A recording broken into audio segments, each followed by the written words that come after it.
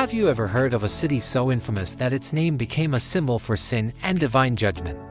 Today, we're diving deep into one of the most dramatic and cautionary tales ever told, the story of Sodom and Gomorrah. These weren't just any cities. They were thriving centers in a lush, fertile plain, described as being like the garden of the Lord. But beneath this prosperous exterior, something had gone terribly wrong. Let's journey back in time to uncover the complete story of their rise and their spectacular, fiery fall. Our story begins with Abraham and his nephew, Lot. They had both become so wealthy, with so many flocks and herds, that the land couldn't support them living together. To keep the peace, Abraham generously offered Lot the first choice of land. Lot looked up and saw the entire plain of the Jordan, well-watered everywhere, like a paradise. He chose this plain for himself and settled among its cities, pitching his tents as far as Sodom. Abraham, on the other hand, settled in the land of Canaan. This single choice by Lot would set him and his family on a collision course with one of history's most terrifying events. Now, the Bible tells us that the people of Sodom and its sister city, Gomorrah, were wicked, and their sin was very great. The outcry against them had reached the heavens, prompting a divine investigation. So, two angels, appearing as men, were sent to Sodom. They arrived in the evening, just as Lot was sitting at the city gate, a common place for social gatherings and business. When Lot saw them, he immediately recognized them as important visitors and bowed down, urging them to stay at his house for the night. He insisted, knowing the dangers that lurked in the city after dark. The visitors initially declined, saying they would spend the night in the square, but Lot's persistence paid off, and they finally agreed to go home with him. Lot prepared a feast for his guests, a gesture of hospitality that was highly valued in ancient cultures. But before they could even lie down to rest, the night took a horrifying turn. The men of the city, both young and old, from every part of Sodom, surrounded Lot's house. They weren't there for a friendly visit. They banged on the door, shouting for Lot to bring out the two men who had come to him, with vile intentions in mind. This moment reveals the depth of the city's corruption. Not just a few troublemakers, but the entire male population was involved in this aggressive and inhospitable act.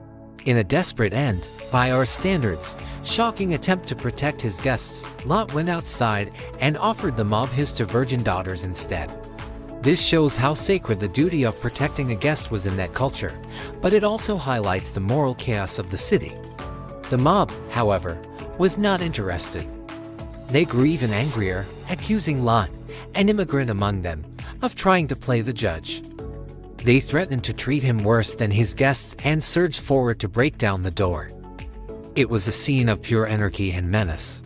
Just as the mob was about to overwhelm Lot, the two angelic visitors sprang into action. They reached out, pulled Lot back into the house, and shut the door. Then, they struck the men outside with a sudden blindness. The mob, now sightless, stumbled around in confusion, wearying themselves trying to find the door they could no longer see. This supernatural intervention made one thing crystal clear: these were no ordinary travelers. They were messengers with divine power. Inside the house, the gravity of the situation became fully apparent. The angels revealed their true purpose to Lot. "Do you have anyone else here?" they asked. "Son-in-law, sons, daughters, or anyone else in the city who belongs to you. Get them out of this place, because we are going to destroy it. The outcry to the Lord against its people is so great that he has sent us to destroy it." The verdict was in. The time for judgment had arrived. Lot raced to find his son-in-law, who were engaged to his daughters. He warned them urgently, "Hurry and get out of this place, because the Lord is about to destroy the city." But his warning fell on deaf ears. His son-in-law thought he was joking. They couldn't comprehend the imminent danger. Their reaction is a chilling reminder of how people can become so desensitized to their own environment that they can't recognize the signs of their own destruction, even when it's spelled out for them. As dawn broke, the angels grew more urgent. "Hurry," they said to Lot. "Take your wife and your 2 daughters who are here, or you will be swept away when the city is punished."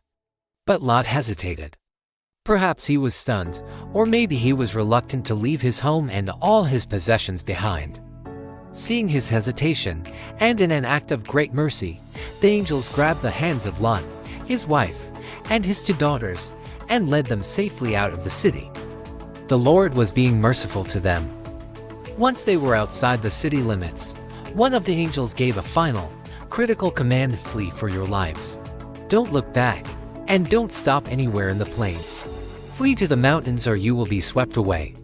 Looking back would signify a longing for the old, corrupt life they were leaving behind, a failure to fully commit to their salvation. Lot, however, was still afraid. He pleaded with the angels, arguing that he couldn't make it to the mountains in time, and begged to be allowed to flee to a small, nearby town instead, a town called Zor. The angel granted his request, saying, "Very well, I will grant this request too. But flee there quickly, because I cannot do anything until you reach it." So Lot and his daughters hurried to Zor. And as the sun rose over the land, the moment of judgment finally came. The Lord rained down burning sulfur on Sodom and Gomorrah from the Lord out of the heavens. It wasn't a normal fire or a volcanic eruption.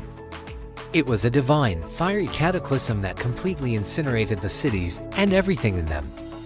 The entire plain, with all its vegetation and all its inhabitants, was overthrown in a storm of fire and brimstone. It was a total, absolute destruction. In this moment of terror and escape, a tragic event occurred. Lot's wife, against the explicit command of the angels, looked back. The Bible doesn't say why. Was it curiosity? Was it a longing for the home she was leaving behind? Was it regret? We don't know for sure. But the consequence was immediate and final. She was instantly turned into a pillar of salt, a stark and permanent monument to the danger of disobedience and a divided heart. She was physically leaving Sodom, but her heart was still there. The next morning, Abraham, from his vantage point in the hills, looked down toward the plain where Sodom and Gomorrah had once stood. What he saw was a scene of utter devastation.